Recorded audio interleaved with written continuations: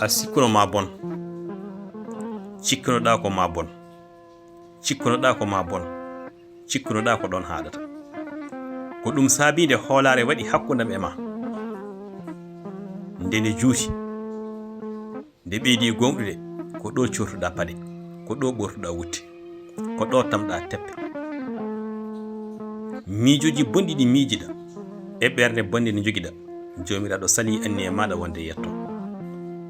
O heli bibje ma, o soli paɗe ma, o ɓoori nguru ma, o hattuma wonde hay belenma aduna e nder aduna ma. Miijoji musɗi ɓooyata e kala saha ina wonde ene peroma e nder jammagu e nder ñalawmaji. Ko ɗum waɗi so tawi neɗɗo ɓiranima kosam tinno ɓiranmo kosam, kono wata neɗɗo ɓirane kosam ɓiranama wonde ƴiƴam.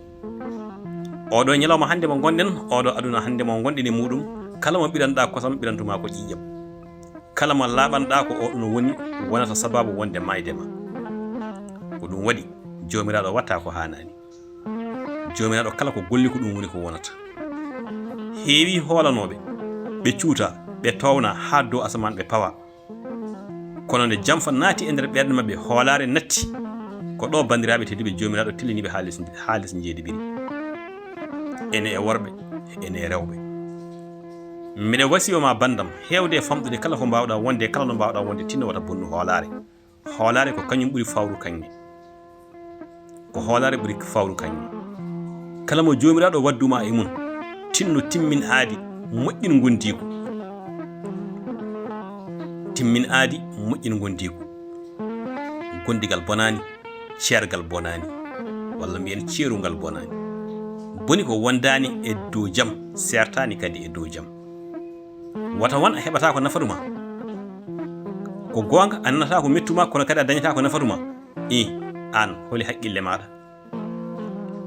Innama aadi woto tongo e haqqille makko, kono yo hutoro yoga e haqqillaji, kono kadi woto weddo haqqille makko ala, yo aynu haqqille makko o toppitomo nde wonno ko haqqille makko haqqittamo e nder gurdam makko.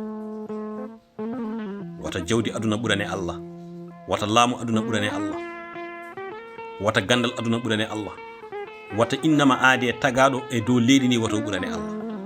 Wata jaɓɓo wadde ko ina tikkina taɗɗo o hay sino tawi ina weltina wonde tagaɗo o, no wawi waade fof.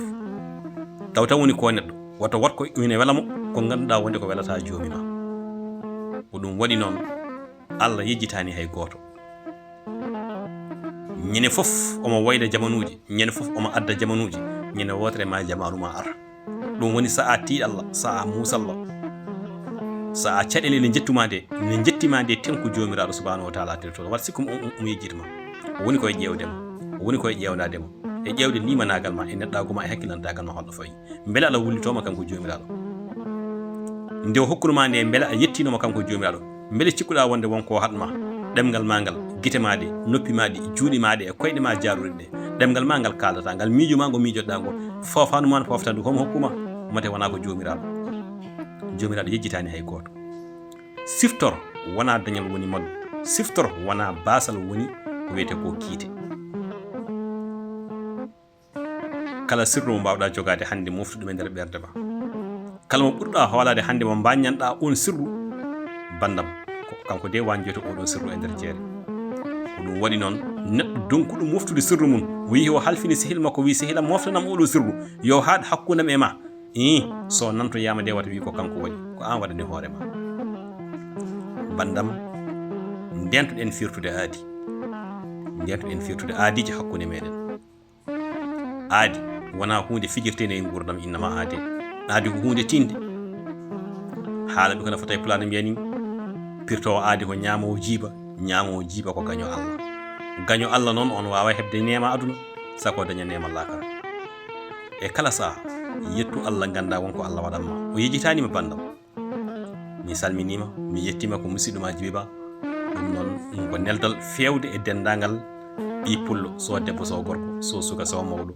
Ɗum kadi ko jooɓare yiyante e jooɓaje goɗɗe mbaɗe no hono ɗeɗo ɓennuɗe wonɗe e garoyoji.